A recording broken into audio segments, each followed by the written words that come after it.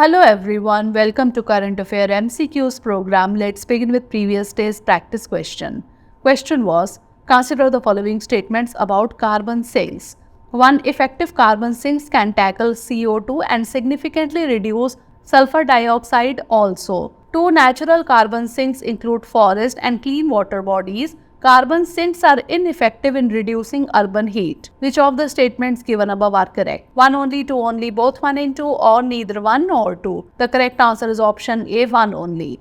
A carbon sink is a natural or artificial system that absorbs more carbon from the atmosphere than it releases. The process of a carbon sink absorbing carbon from the atmosphere is known as carbon sequestration. Effective carbon sinks can help reduce carbon dioxide and other pollutants, including sulfur dioxide. Hence, statement 1 is correct. Natural carbon sinks such as ocean, soil and forest absorb and store carbon dioxide, regulating the Earth's climate, lowering summer temperatures and reducing urban heat. Hence, statement 2 is not correct. Hence, option A is the correct answer.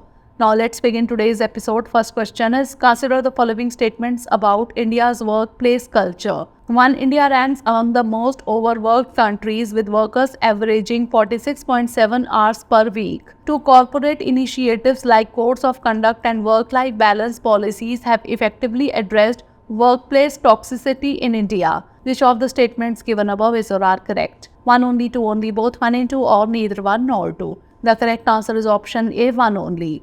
According to a recent study by the International Labour Organization, India ranks among the most overworked countries globally, with workers averaging 46.7 hours per week. Hence, statement 1 is correct. Corporate initiatives like codes of conduct and work-life balance policies have not effectively addressed workplace toxicity, as they often lack depth. Hence, statement 2 is not correct. Hence, option A is the correct answer. Next question regarding minimum dietary diversity or MDD. Consider the following statements. 1. It refers to a recommended standard set by the World Health Organization for children aged 6 to 23 months. 2. MDD is part of the infant and young child feeding practices which are assessed by a suite of indicators developed by the WHO and UNICEF. Which of the statements given above is or are correct? 1 only, 2 only, both 1 and 2, or neither 1 nor 2? The correct answer is option C, both 1 and 2. Minimum dietary diversity or MDD. It refers to a recommended standard set by the World Health Organization for children aged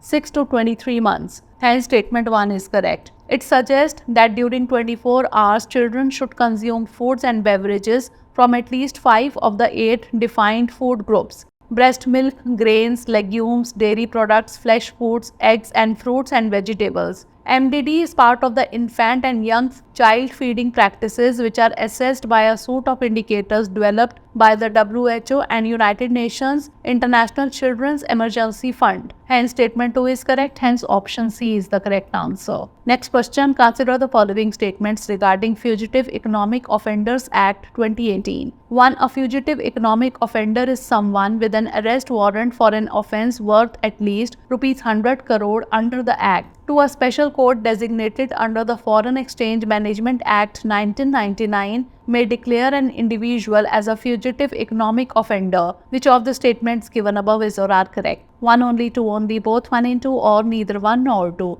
The correct answer is option A, 1 only.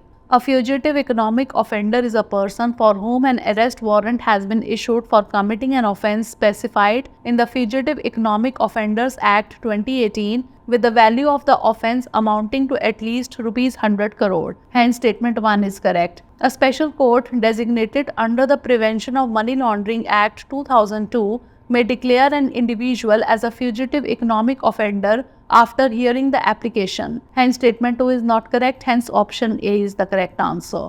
Next question, the Balfour Declaration recently in the news is associated with which of the following? The establishment of an independent Arab state in the Arabian Peninsula, a British promise of self-governance for India after World War I, the British government's support for a Jewish national home in Palestine, or a secret agreement between Britain and France to divide Ottoman territories in the Middle East. The correct answer is option C, the British government's support for a Jewish national home in Palestine. The Balfour Declaration, issued on 2nd November 1917, was a public statement by the British government supporting the establishment of a national home for the Jewish people in Palestine, then an Ottoman-controlled region with a small Jewish population. Named after British Foreign Secretary Arthur James Balfour, this declaration aimed to address Jewish safety concerns due to rising persecution in Europe. It conflicted with the Britain's earlier commitment in the McMahon-Hussein Correspondence, which had promised support for an independent Arab state in exchange for Arab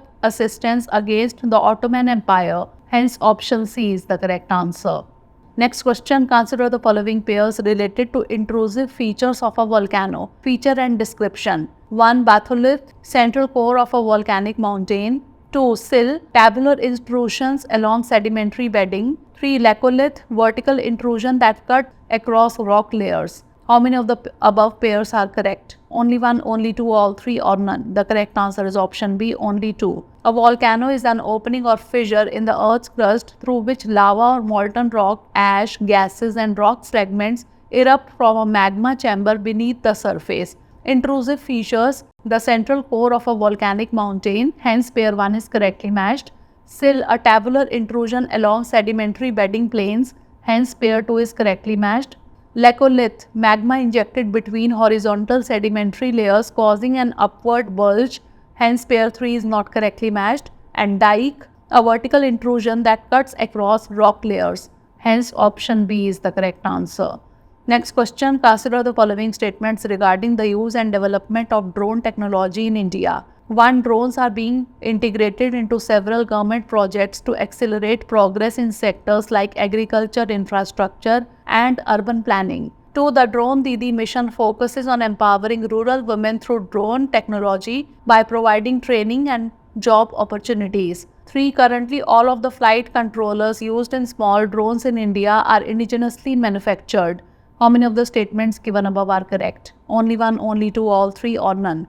The correct answer is option B, only two.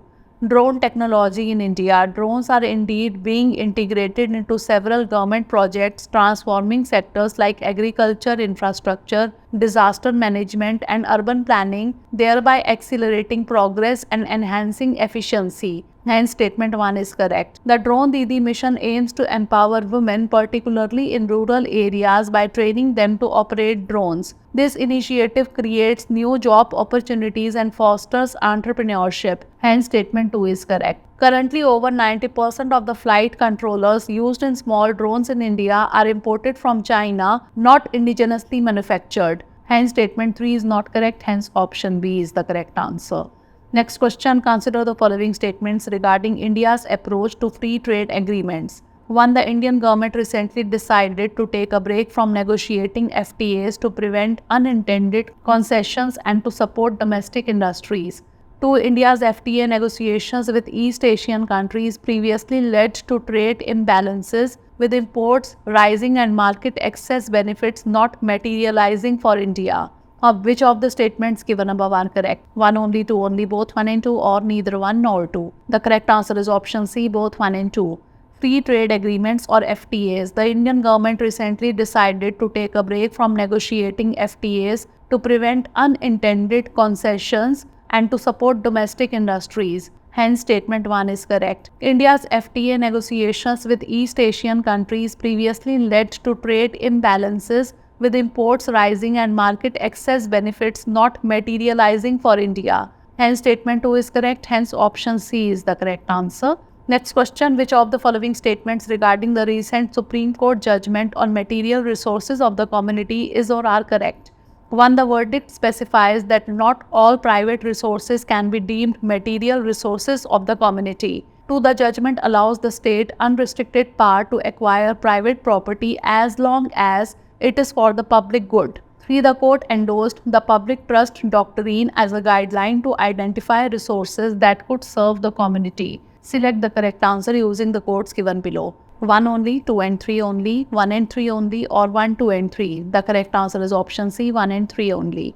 Supreme Court judgment on material resources of the community. The judgment clarifies that not all private resources fall under material resources of the community. Hence, statement 1 is correct. The judgment restricts the state's power, requiring rigorous justification to take over private property for public use. Hence, statement 2 is not correct. The public trust doctrine was endorsed as a principle for identifying community beneficial resources. Hence, statement 3 is correct. The public trust doctrine is a legal principle in India, establishes the state's responsibility that to protect and preserve natural resources for the public's use. Hence, option C is the correct answer. Next question, consider the following statements regarding the Anusandhan National Research Foundation. 1. The ANRF aims to strengthen India's research ecosystem by funding research and innovation across various disciplines, including science, technology, and social sciences. 2. ANRF is solely focused on funding research projects within government institutions in India. 2. The ANRF's Partnerships for Accelerated Innovation and Research program promotes joint research and innovation projects between Indian teaching and research institutions. How many of the statements given above are correct? Only one, only two, all three, or none? The correct answer is option B, only two. Anusandhan National Research Foundation, that is ANRF. The ANRF aims to strengthen India's research ecosystem by funding research and innovation across various disciplines, including science, technology, and social sciences. Hence, statement 1 is correct. The ANRF supports research projects across both public and private institutions, not solely government ones. Hence, statement 2 is not correct. The Foundation's Partnerships for Accelerated Innovation and Research program under ANRF encourages collaborative projects between Indian teaching and research institutions. Hence, statement 3 is correct. Hence, option B is the correct answer. Last question, consider the following statements about the Unique Identification Authority of India regulations. 1. The UIDAI allows law enforcement agencies access to core biometric information like fingerprints and iris scans to help identify unknown deceased individuals. 2. The Aadhaar Act 2016 permits limited data disclosure through an order from a court not below the level of a High Court judge. 3. In cases of unnatural deaths, the Aadhaar Act requires a High Court order for the police to access core biometric data for identifying unidentified bodies. How many of the statements given above are not correct? Only one, only two, all three, or none? The correct answer is option A, only one. UIDAI regulations. The Aadhaar Act prohibits the sharing of core biometric information including fingerprints and iris scans even in cases of identifying unknown deceased persons. Hence, statement 1 is not correct. Section 33(1) of the Aadhaar Act allows limited data disclosure but only with a court order from a judge not below the level of a High Court judge. Hence, statement 2 is correct. The Act requires a High Court order to access Aadhaar core biometric data even for police investigations involving unidentified deceased bodies. Hence, statement 3 is correct. Hence, option A is the correct answer. Now moving on to practice question, consider the following statements. Statement 1. Current UGC regulations allow for interdisciplinary flexibility, enabling faculty members with varied educational backgrounds to apply for teaching positions in different subjects. Statement 2. National Education Policy 2020 aims to provide more autonomy to higher education institutions to recruit faculty based on a holistic assessment that goes beyond traditional metrics like academic performance index scores. Which one of the following is correct in respect of the above statements? Both statements are correct and statement 2 is the correct explanation for statement 1. Both statements are correct and statement 2 is not the correct explanation for statement 1. Statement 1 is correct but statement 2 is incorrect, or statement 1 is incorrect but statement 2 is correct. Send the answer of this question in the comment section. Thanks for watching.